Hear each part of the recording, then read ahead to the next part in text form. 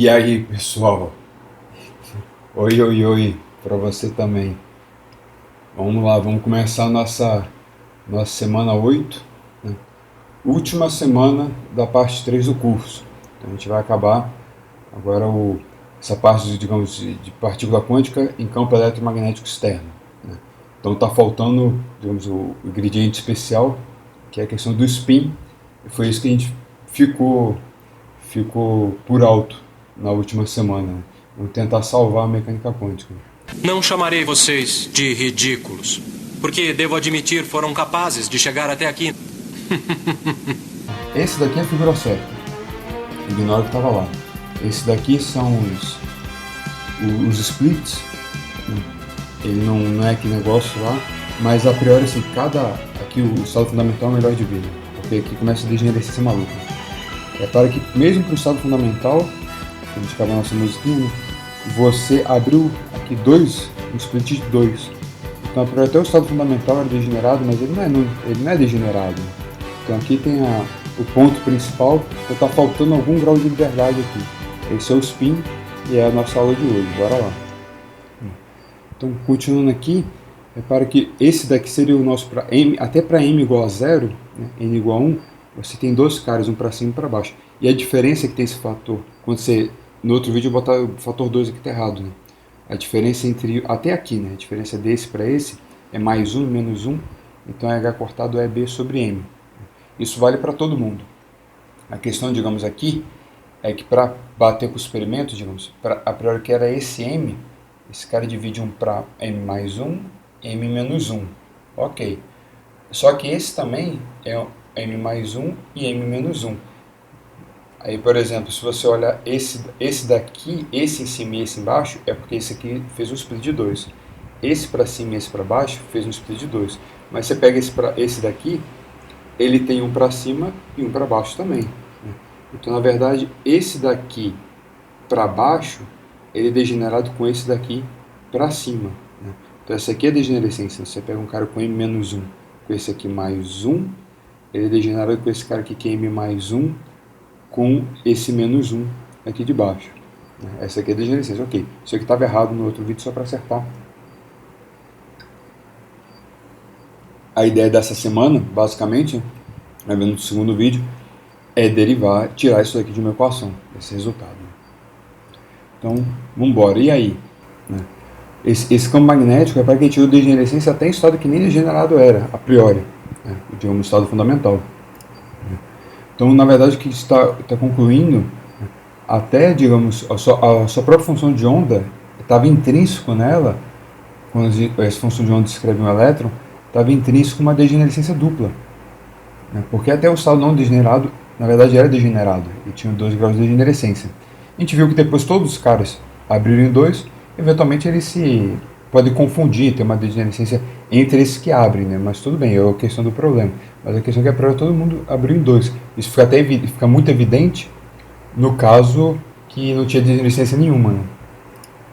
Então, digamos, repara que quem tirou essa degenerescência só deu pau quando você botou um campo magnético, né? E repara que pelo jeito, como apareceu aquele resultado, ele distorceu o M, né? Mas o M é o momento angular, né? Então alguma modificação ali, naquela parte do momento angular. Então, na verdade, assim, ele é como se tivesse introduzido um novo termo de momento angular, que não é aquele momento angular orbital, né? E que esse momento angular tem 2 autovalores, né? Tem 2 estados, né? Um para cima e um para baixo. Mas um cara que se comporta como momento angular, no sentido de mecânica quântica, seria aquele em termos de operadores, que obedece à álgebra de momento angular, né? E que tem 2 estados, a gente conhece isso, né? É aquela representação que você lembra de quântica 2, que a gente jogou fora, né? Que era a partir, digamos, dos semi-inteiros. Aqui no caso seria J igual a meio, porque o M é menos meio e mais meio, é o cara que tem 2 estados. Então, se você define um operador, aqui para que esses operadores aqui, S1, 2, 3, né? que obedecem ao desenvolvimento angular, né? Mas eles são representações aqui do J, ou que eu agora vou chamar de S, né? Igual a meio. Então, digamos, o SZ, ele tem, aqui ficou MS, aqui MZ, sei lá, desculpa, eu acho que essa anotação ficou confusa em vários lugares. Né? Esse MS, ou MZ, que eu botei, ele é mais ou menos meio, né? Então o J aqui, que eu chamo de S, é o Szinho, é meio. Né? Então o tamanho desse vetor é SS mais 1, S igual a meio, então dá 3/4 de H cortado ao quadrado. E aqui o H cortado M, né, é o componente em Z, é meio e menos meio. Então aqui você tem dois estados. E esse cara tem uma cara de momento angular. Então a ideia aqui desse vídeo é incorporar aqui uma construção fenomenológica, né, isso aqui olhando mais ou menos o experimento, para tentar acertar nossa equação de Schrödinger e ter esse grau de liberdade a mais. Então esse novo grau de liberdade é o que você chama de spin. Então seria tipo um autogiro, a ideia é essa aqui é a priori. Depois a gente discute mais para frente, eu vou tentar fazer um complemento sobre a ideia que spin não é uma bolinha rodando, né? Não é o elétron, não é uma bolinha rodando. Mas a ideia a priori seria isso, né? Mas é no sentido, não de ser uma bolinha rodando, mas no sentido de ser um grau de liberdade associado a um momento angular, né? Um momento angular intrínseco do elétron. Né? Isso aqui é o spin. Mas a questão é como você coloca isso na equação para dar certo, para reproduzir resultados. Né? Então a questão é que, digamos, a gente vai ver que para representar esse spin é apropriado trabalhar com matrizes, daqui a pouco. Né? Então a nossa função de onda, então esses operadores vão ser matrizes. Então a nossa função de onda tem que ser uma coluna. Né? Como ele tem dois estados, ele vai ser matriz 2×2, então a nossa função de onda, na verdade, seria o que a gente chama de um spinô. Né? Seria uma coluninha com duas funções. Na verdade, a ideia é que a nossa equação de Schrödinger sempre foi uma equação matricial, só que o psi mais, ele representa o cara com o spin, né? E um estado spin, digamos que seria aquele valor com mais e outro com menos. Só que sem o campo magnético, você não sabe distinguir os dois. Então a equação matricial, digamos, sempre é a matriz unidade. Né? Então o psi mais era igual ao psi menos, a gente não sabia distinguir, e por isso que esse cara é degenerado. Só o campo magnético que tira essa degenerescência. Né? Aí você é capaz de entender que a função de onda, na verdade, na própria função de onda, tem duas funções de onda. Essa é a lição da coisa. Mas então, se você, como é uma coluna, você vai precisar de matriz atuando aqui, mas o operador hamiltoniano ele tem que ser hermitiano. Então essas matrizes necessariamente são hermitianas. Fora os operadores, que é tudo. Os operadores hermitianos também, mas as próprias matrizes hermitianas. Então a matriz 2×2 hermitiana, ela tem 4 números reais. Então, porque aqui tem um número complexo, aqui tem que ser o conjugado dele, e aqui a diagonal real. Essa diagonal, como são dois números reais, eu posso escrever como a diferença de 2 é a soma de 2. Né? Aqui são dois números gerais.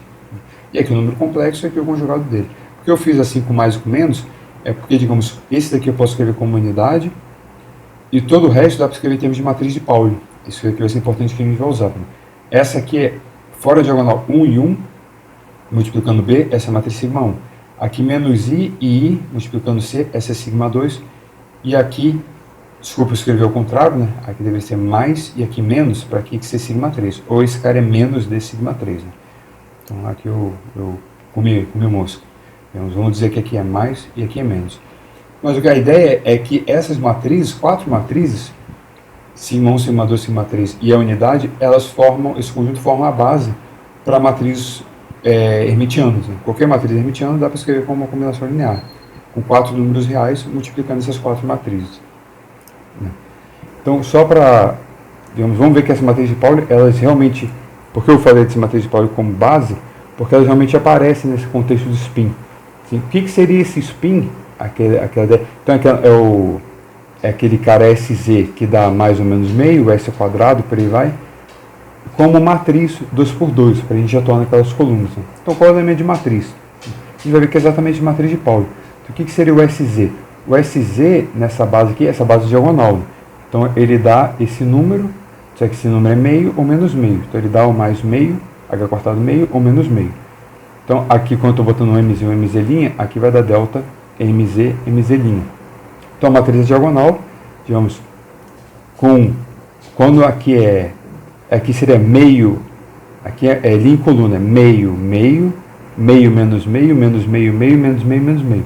Então, quando é meio, meio, então esses caras são iguais, aqui dá meio. Então, por isso eu vou ter H cortado sobre 2, tirei o 2 aqui, né, 1.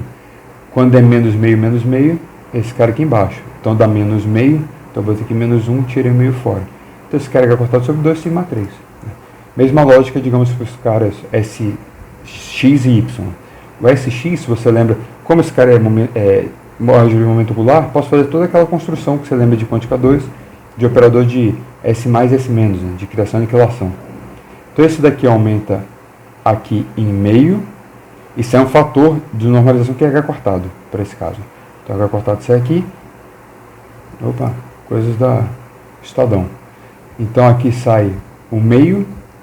Aqui, desculpa, ele aumenta esse cara em meio. Então aqui fica MZ' mais 1. Aumenta em meio, não, desculpa, aumenta em 1, né? Então esse aqui é menos meio, aqui fica mais meio. E esse daqui diminui esse cara em 1.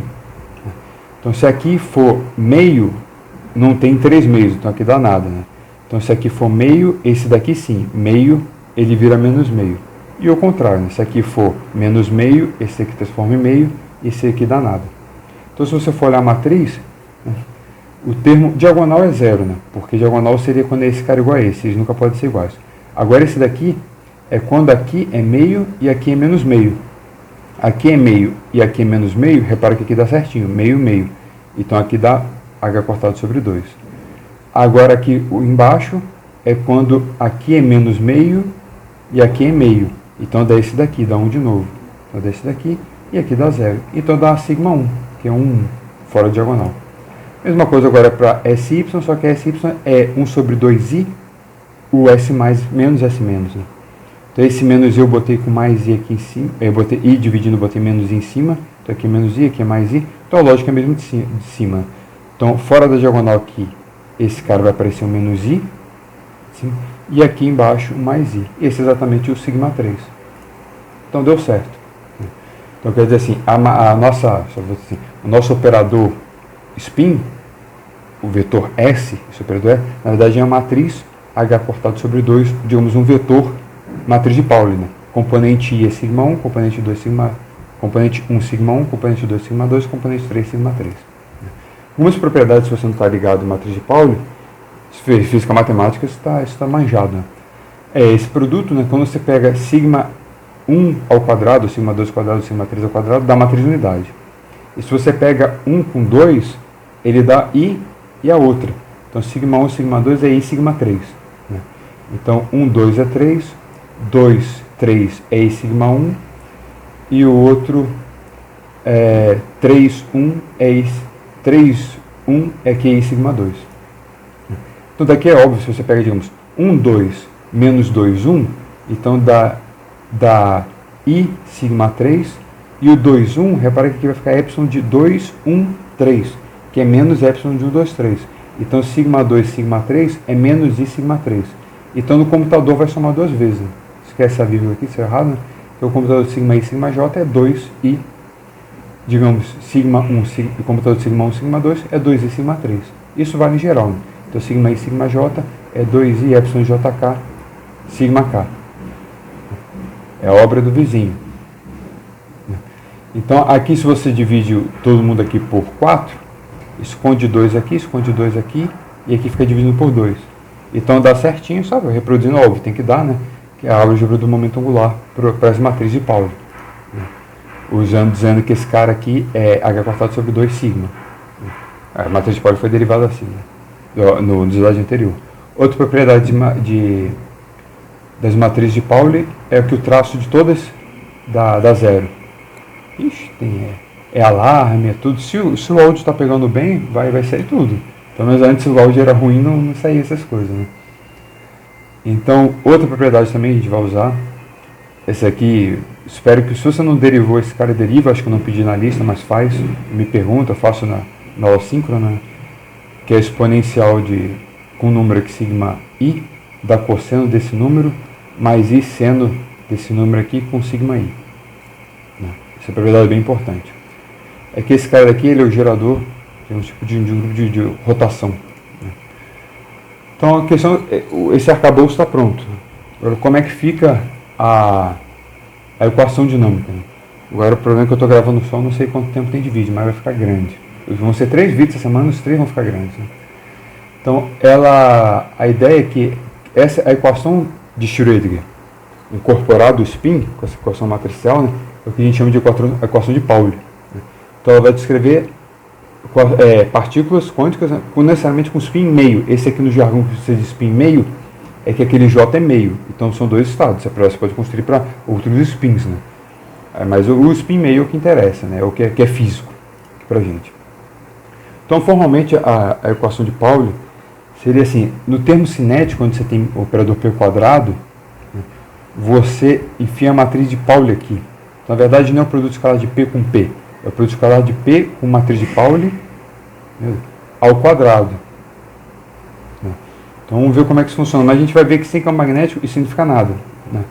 Então, por exemplo, o que seria esse cara aqui, então, no seu termo cinético? Isso é isso vezes isso. Então, esse cara é essa soma, né, vezes a soma. Só que aqui eu boto a soma com o índice I, aqui com o índice J, né, porque para diferenciar essa soma da S.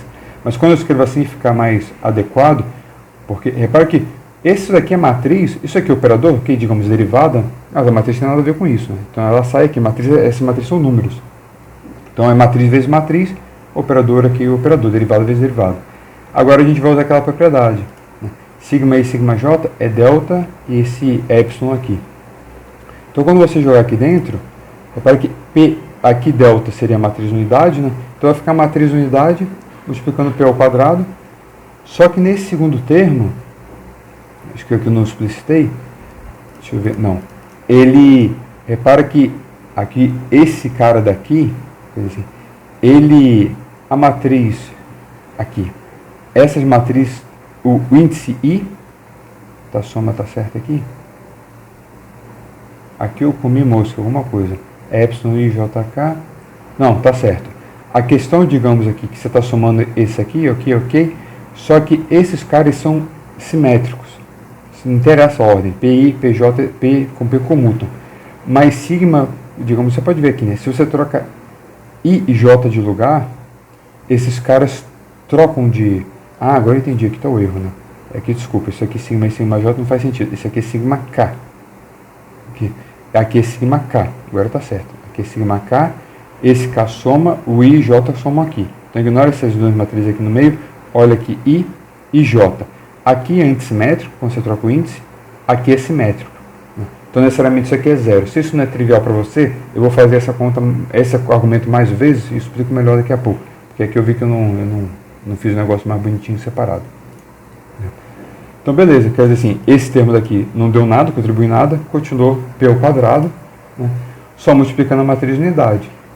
Então se você não tem campo magnético, a equação de Pauli é a equação de Schrödinger, só que todo mundo multiplicando, cada termo que tinha operador, multiplica, ela é duplicada, né? Na verdade você tem uma matriz de equação de Schrödinger para o psi+, como é a unidade, né? Então esse cara é aquela coluna psi+, psi-, vai ficar a equação de Schrödinger para o psi+, e a mesma equação de Schrödinger para o psi-. Então isso é a mesma coisa. Então você não sabe distinguir um do outro. Né? O cara pode estar nesse estado ou nesse estado. Né? Que seria um estado de spin ou outro estado de spin, ou uma combinação dos dois, mas a função de onda é a mesma. Agora, se você bota um campo magnético, né? Seria a ideia de botar um potencial vetor, né? Aí que as coisas mudam.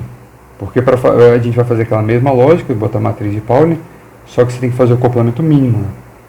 Então vai aparecer esse termo a mais.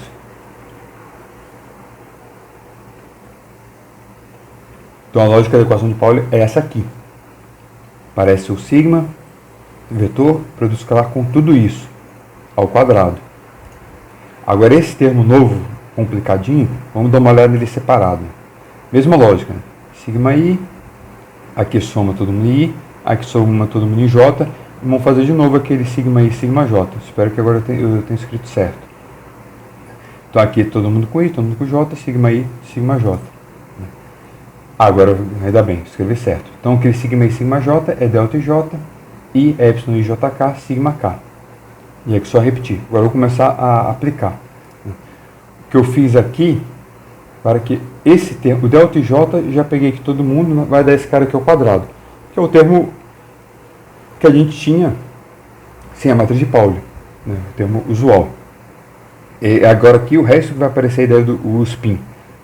Então, esse termo é epsilon JK, deixei aqui, e eu abri aqui os produtos. Então, olha, PI, PJ, repara que eu separei um pouco assim, PI, PJ, e esse vezes esse, daqui eu separei primeiro, por quê? A mesma ideia anterior. esse K soma aqui, I soma aqui, J soma aqui. Mas se você olha esse cara aqui todo dentro, isso aqui tudo seria um operador com índice IJ, que é igual ao mesmo operador com índice JI, porque esse cara comuta, aqui seria representação de coordenadas, a gente vai usar. Isso aqui é uma função, outra função, você não interessa a ordem. Então, quando esse cara... Então, a questão é, assim, se eu somo aqui e somo aqui J, mas na verdade eu posso trocar aqui, então eu faço essa troca, agora eu estou somando esse com esse, né? O primeiro com o segundo com o primeiro. Só que esse cara, se eu troco, inverto aqui, ele fica JI e troca sinal. Então agora fica J, somando aqui com J, aí vira o primeiro com o primeiro e o segundo com o segundo. Aí vira o seu cara original, porque esses índices de soma são mudos. Então você está mostrando que essa soma é menos ela mesma. Então obviamente esse x é menos x, né, já eu quero do outro lado, então 2x igual a 0. Então esse cara é 0. Então esse cara aqui é 0. Por esse argumento aqui antissimétrico, tem um cara antissimétrico contraído com um cara simétrico. Contraído significa essa soma aqui. Aqui vamos fazer uma coisa parecida, só que vamos montar uma parte simétrica para esse. É para que aqui não é simétrico, porque PI com AJ não comutam. Então esse cara eu vou escrever assim, como o contrário, aqui invertendo, mais o comutador. Agora, esse virou AJPI, AIPJ. Esses dois aqui, quando você olha, eles são simétricos. Então, o argumento vale o mesmo aqui. Aqui o slide fica melhor que fazendo quadro, ficou bonito. Essa argumentação sempre fica meio confusa no quadro. Aí deu esse comutador.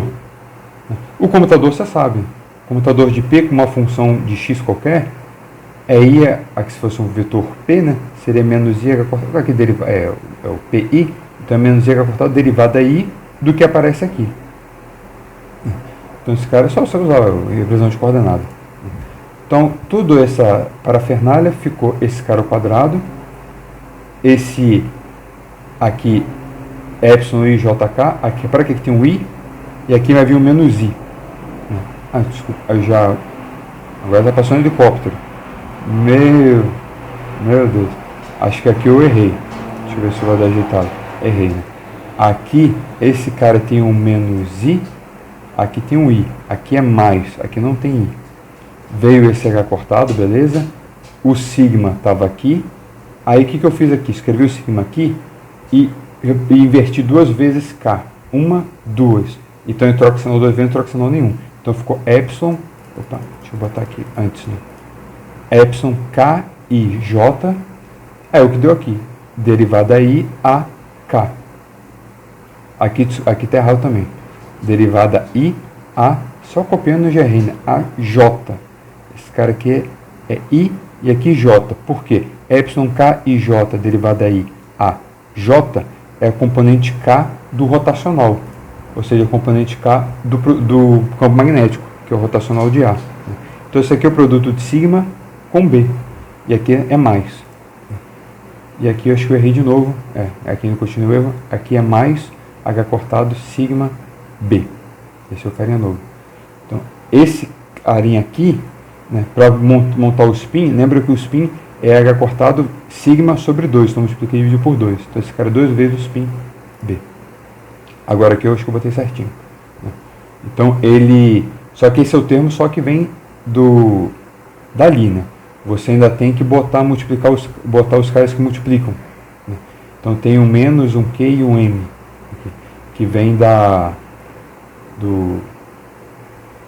que vem de onde o quê? Não, porque o termo que eu estava omitindo, né? Vem daqui. Aqui tem um M dividindo, né? Então tem um Q que sai daqui.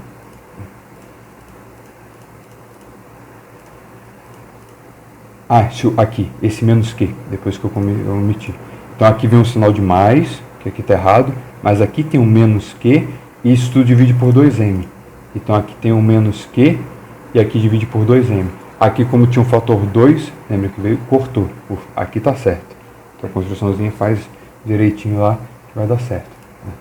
Para o elétron, lembra que a esquerda aqui é uma carga genérica da sua partícula. Para o elétron, a carga é negativa. Então eu chamo esse cara de menos Ezinho, o módulozinho Ezinho é a carga do próton. Então aqui na verdade vai ficar mais módulozinho E. Então se você olha esse termo daqui, só do spin, né, Então ele é mais o Ezinho, M. Repare que eu estou usando Mzão para massa, que no caso seria massa do elétron, para não confundir com Mzinho. Mzinho eu vou usar sempre para a componente Z do momento angular, né, para não confundir. Então esse termo todo aqui é o que se chama de o momento de polo do elétron. Seria um Mzinho, seria o acoplamento, né, do elétron, do campo magnético com o elétron. Ele dá por esse momento de polo. Aqui tem sinal de mais, na verdade a interação é sempre menos mi. Ixi, agora trocou até o telefone. Calma aí que eu vou atender. Voltei aqui. Agora estou meio perdido onde eu estava. Mas a ideia é assim, esse aqui é o acoplamento, em geral o acoplamento com o campo magnético do sistema, quando ele tem tipo um momento angular, um spin, alguma coisa, é menos mi b, né? Só que é que a carga do elétron é negativa, então esse menos aqui ficou mais. Eu troco o sinal por causa da carga do elétron. Então, esse cara é definido assim, né? Se você montar aqui, se você multiplica e divide por H cortado, então H cortado, carga do elétron pela massa, esse cara daqui é dividido por 2, né? Então multiplica e divide por 2, esse cara é o magneton de Bohr. Então deu esse termo todinho. Só que eu multipliquei e dividi por 2. Ah, está escrito aqui, só olhar. Então repara que o que sobra é o que se chama de fator giromagnético. Isso para qualquer partícula, em geral, né? Ou lá para o seu sisteminha. Esse, quando digamos, seria um spin total, quando você tem vários caras, ou um momento angular total, e por aí vai. Esse para o cara e para o elétron, então deu 2. Né? Isso se chama de fator giromagnético do elétron. Esse número é bem importante. Na verdade, ele não é exatamente 2. Ele tem uma diferença. Essa diferença, esse fator 2, ele vem aqui a equação de Pauli, mas a equação de Pauli, vou comentar um pouco disso mais para frente, né? É fenomenológico. Né? Mas ela é o limite no relativístico da equação de Dirac, né? Que é a equação mesmo que envolve o spin, né? Então, porque é a equação relativística do elétron. Né? E a equação do Dirac vem com G igual a 2 mesmo. Só que experimentalmente G não é exatamente 2. Essa pequena diferença, aí isso é explicado só por teoria quântica de campo. É uma previsão de teoria quântica de campo. Porque, digamos, bem, não interessa, né? Mas é um cara que vem de uma alta energia, no caso aqui do elétron, né? Ou vem do fóton do elétron. Vem da alta energia do elétron, vem essa diferença. Mas o que é interessante é que, digamos, essa diferença de G-2 é o experimento mais preciso que se tem para o elétron, né? Eu acho que é uma coisa em torno de quase 10 casas de precisão, uma correspondência fantástica de previsão e experimento. Né? Mas para o muon existe uma diferença de experimento e teoria, acho que mais ou menos na quinta casa. Né? E acho que talvez seja o único, digamos, problema, de certa forma, entre teoria e experimento aberto e teoria de campo padrão, digamos. Até o Fermilab está montando um grande experimento que eles chamam G-2, o experimento G-2, para fazer para o muon e ver se isso é um problema realmente dos experimentos que fizeram, né, para refinar o experimento, né, para bater com a teoria, ver se dá certo mesmo ou se tem um problema. Né, e que se tem um problema, então a gente tem um problema em aberto, em física. Né. Então, só um comentário. Então, a normalização, o que seria? Você vai normalizar sua coluna inteira, o seu spinor, né? Então, é coluna vezes linha. Então, quando você faz esse vezes esse, então vai ter a integral do módulo quadrado de π mais e a integral do módulo quadrado de π menos. Né? Então, é o braquete de π mais e o braquete de π menos. Então, se esse cara está esse aqui é zero, então esse normalizado 1, ele está nesse estado, esse aqui é zero, por aí vai. Mas ele pode ser a combinação dos dois spins, né? Normal. Mecânica quântica, princípio de superposição. E para a gente acabar esse vídeo, né, de onde saiu a equação de Pauli? Você pode começar a se perguntar. Sai de algum lugar aqui? Não. Né? Tem como derivar esse spin? Não. Né? Em mecânica quântica, que não relativística, não. É absolutamente fenomenologia. Então você tem digamos assim, eu acho que o jeito que eu gosto de apresentar é essa construção que eu entendo mais lógica, assim, você tem um problema, né? Você fez seu experimento hipotético lá do átomo de hidrogênio, botando no campo elétrico, não bate, e agora a gente viu mais ou menos onde não estava batendo, viu uma ideia de que consertar para funcionar, viu que esse cara tem relação com o momento angular e construiu, né? Fez um negócio que essa construção a gente não verificou, né? Mas essa construção vai dar certo, né? Então não tem como derivar. Mas então não deriva, esse cara não vem de lugar nenhum? Vem. Só que daqui não dá, porque o spin, mas eu entendo assim, ele é, digamos, um objeto quântico de origem relativística. Então, nossa mecânica quântica, ela é não relativística. Então, o spin, não existe conceito de spin em mecânica quântica não relativística. Esse conceito de spin tem que ser colocado na mão, porque a questão é que mesmo ele tendo origem relativística, ele tem efeitos não relativísticos, né? Ele aparece aqui, né? Mas a origem dele é relativística. Então, você precisa colocar ele à mão aqui, esse chama de equação de Pauli.